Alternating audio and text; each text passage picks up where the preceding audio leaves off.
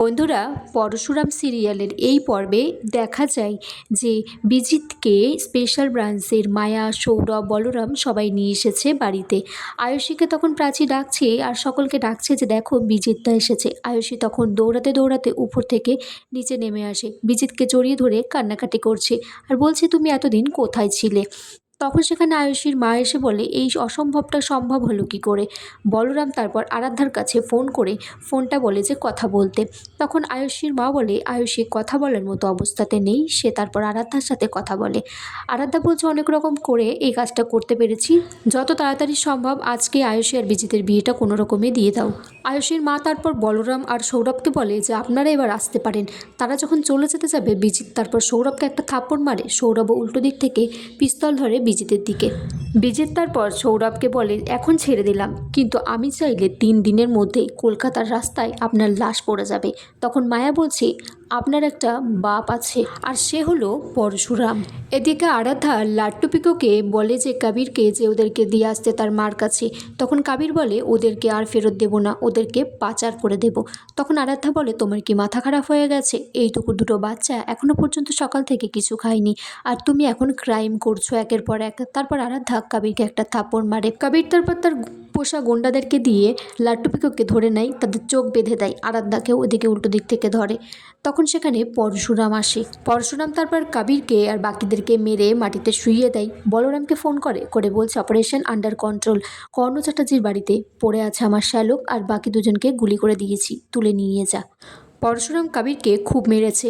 তারপর আরাধ্যাকে বলছে যে বাচ্চা দুটোকে তাদের মার কাছে পৌঁছে দিতে, আর কাবিরকে আমি ছাড়তে পারবো না কারণ আমার কথার অনেক দাম আছে। আরাধ্যা লাট্টু পিকোকে নিয়ে তটিনীর কাছে আসে হসপিটালে। তটিনী লাট্টু পিকোকে জড়িয়ে ধরে খুব কান্নাকাটি করছে। তখন লাট্টু পিকো বলছে মাম্মি খুব খিদে পেয়েছে। তখন তটিনীর সেই স্যুপটা তাদেরকে খেতে দেয়। আরাধ্যা বলছে এটা তো পেশেন্টদের খাবার। তখন তটিনী বলছে ওটা তো খিদে পেয়েছে, খাক বাচ্চা দুটো। তখন পরশুরাম আসে তাদের জন্য ভাত নিয়ে আর বলছে আমাকে বাদ দিয়েই খাবে নাকি তোমরা। তারপর লাট্টু পিকোকে নিজে হাতে পরশুরাম খাইয়ে দেয়। এদিকে পরশুরাম রাস্তা দিয়ে যাচ্ছে, তখন বাচ্চাগুলো বলছে শিবুদা সরস্বতী পুজোর 501 টাকা চাঁদা দিয়ে যাও। তখন পরশুরাম বলছে সরস্বতী বানান কর দেখি।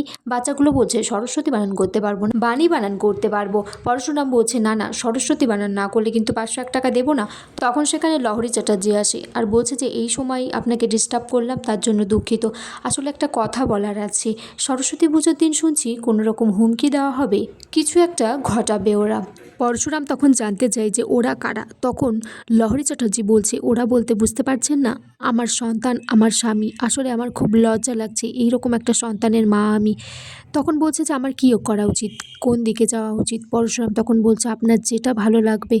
তখন লহরী চ্যাটার্জি বলছে যে এত বছর পর আমার সন্তানদের দেখে পেরে আমার মায়া কাটাতে পারছি না আমি। পরশুরাম তারপর লহরী চ্যাটার্জিকে বলে যে আপনি নিশ্চিন্তে অনুষ্ঠানটা করুন স্কুলে, আমি সমস্ত দায়িত্ব নেব।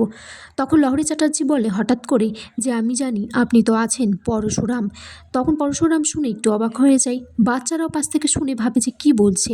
লহরী চ্যাটার্জি তখন পরশুরামকে বলছে আমি কিন্তু আমার স্কুলের ফাংশনে বাচ্চাদেরকে পাঠাবো সম্পূর্ণ আপনার উপর ভরসা করে। এদিকে বিজিত আয়ুষীর মাকে বলছে এক্ষুনি সিঁদুরের কোটো নিয়ে আসুন, আমি আয়ুষীকে সিঁদুর পরিয়ে এখান থেকে নিয়ে যেতে চাই, আমাকে যারা টার্গেট করেছে তারা যে কোনো মুহূর্তেই আমাকে মেরে দিতে পারে। আয়ুষী তখন বিজিতের কাছে জানতে চাই যে তোমার কি অসুবিধা হচ্ছে, কি ক্রাইসিস হচ্ছে সেটা তুমি আমাদেরকে বলো। তখন বিজিত বলে যে আমার প্রত্যেকটা দেশের কোম্পানির হেড অফিসে সমস্যা হচ্ছে, আমাকে এক্ষুনি যেতে হবে, যদি সিঁদুরটা না পরাতে পারি তোমাকে বিয়েটাও আমি করতে পারবো না, আমার কিছু করার নেই। এখানেই আজকের পর্ব শেষ হয়ে যায় বন্ধুরা।